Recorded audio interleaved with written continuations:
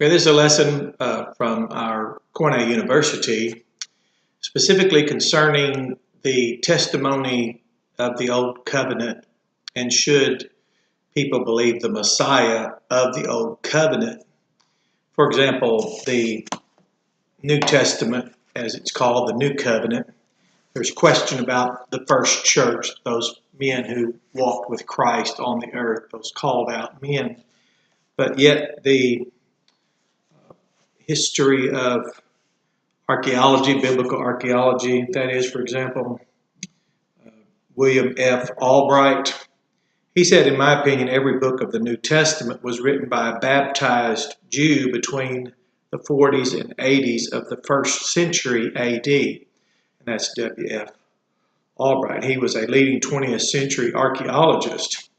So a leading archaeologist says that the first church and the books of the New Testament were all written by Jewish baptized Jews. So that's quite a formidable, if you will, credible source of consideration for why would the first church, as we call it, be composed of baptized Jews, and then why would the New Testament be written by those baptized Jews? And what was it that made them accept the Messiah of the Old Covenant? Well, some have said that the prophecy in Daniel concerning the March 14th, 445 BC, that decree to rebuild the wall of Nehemiah. Let's look at the book of Nehemiah, that is. So that decree at March 14th, 445 BC until AD 32, April 6th, of the advent of Christ, that triumphant entry of Christ, where he was declared by the citizens of Jerusalem. They said, Hosanna, blessed is he who comes in the name of the Lord. So it's something that deserves our attention. So whether you are a Jew by culture, by faith, by identity, by tradition, or as you know, anyone else is called a Gentile, goyim in the Hebrew. How would I convince you? Well, first of all, I'll share how I was convinced, that is, in establishing a rationale for anyone to believe the Messiah of the Old Testament. I was speaking to a person who identified himself as a Jew, perhaps only culturally, for he didn't have that much knowledge of his own scriptures, but I asked him, why was it a problem that I accepted his Messiah? Simply because he refused to. Well, I used Daniel. And I said, what about the 173,880 days when you take the 483 prophetic years times the 360-day prophetic year, and you come to that very day of the triumphant advent of Christ? Well, he went to his rabbi, and of course, it was all convoluted and not really any answer, except it's just complicated. Well, a Jews for Judaism organization, website, even online, supported by them, seeks to discredit the 360-day calendar year.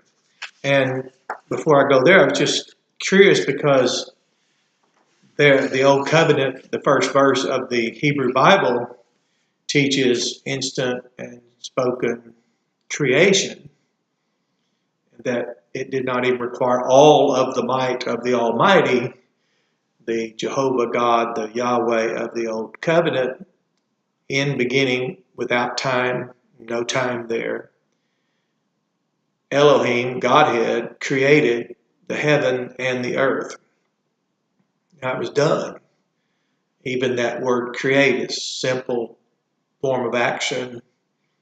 Elohim, Godhead, there it is. So it can even be proven and demonstrated in mathematics.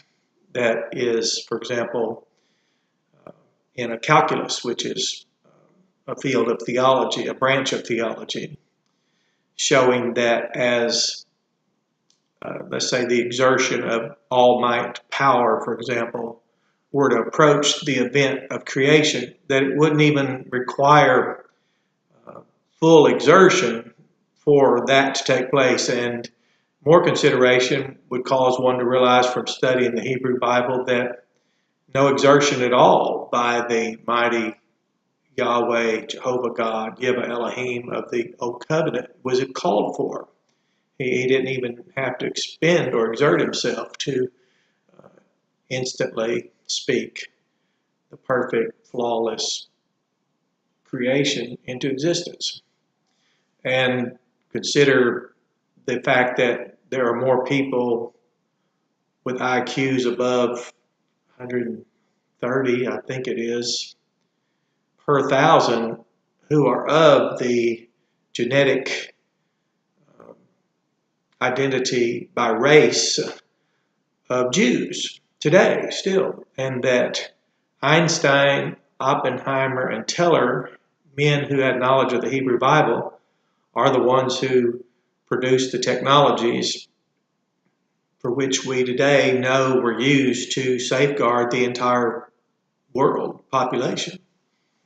So to trust, believe, that is, the Messiah of the Old Covenant has much warranted, has much credibility. It's very much warranted. And to go back to the 360-day year, the creation account, for example, your Hebrew Bible, if you consult it, whether you are a Jew racially, culturally, if it's your faith, or you just identify yourself that way, the consideration that fields of science and unprecedented breakthroughs through men like Einstein, Oppenheimer, and Teller can be attributed to their exposure to the Hebrew Bible. So I believe, personally, I have great rationale for supporting the Messiah, believing the Messiah of the Old Testament.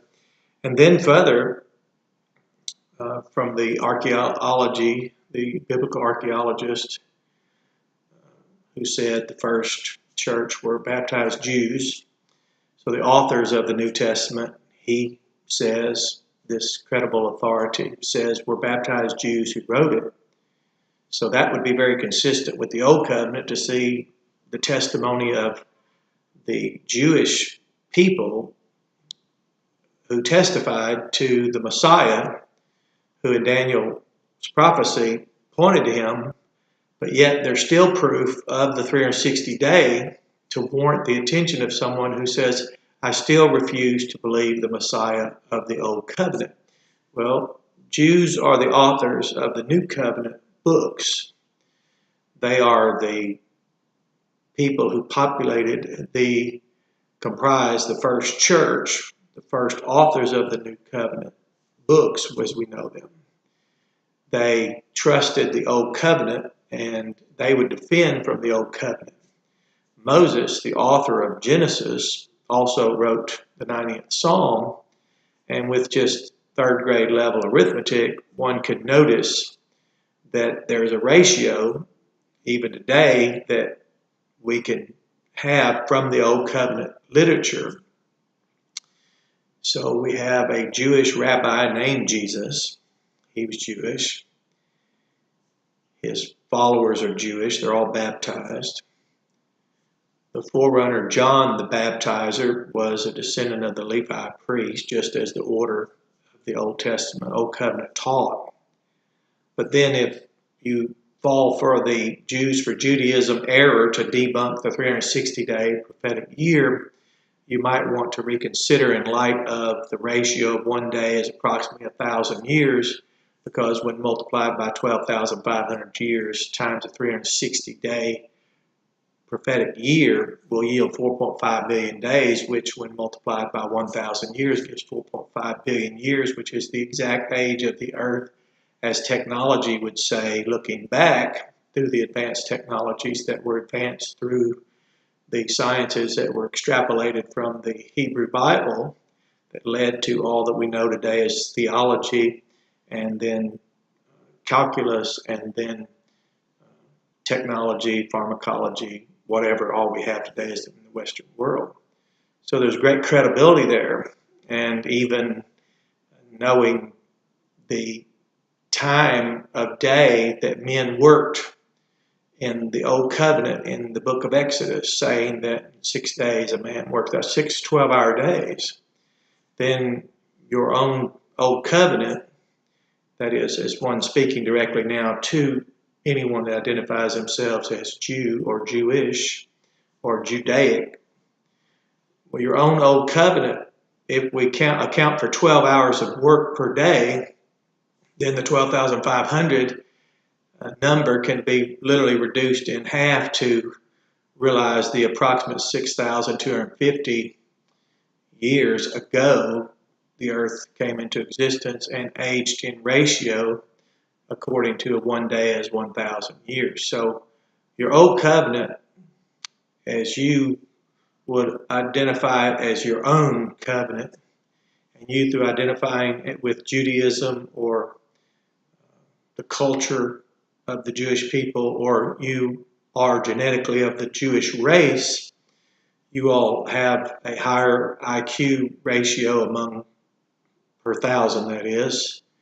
You all have an Old Covenant that is credible enough that Jewish men gave their lives for it and then wrote of the fulfillment of it being found in the Jewish Messiah, Jesus, Yeshua.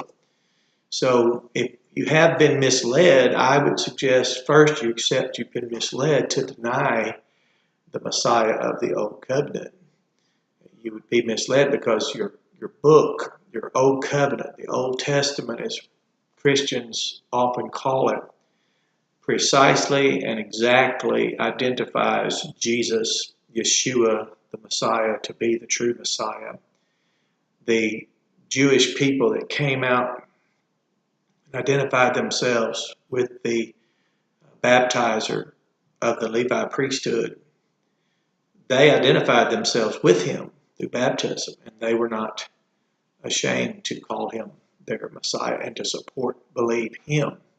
So if you need evidence, that's a rational expectation. But consider it provided, and consider it all from your Old Covenant, and consider it quite admirable that your people of your own nationality were warranted to come out and trust Yeshua.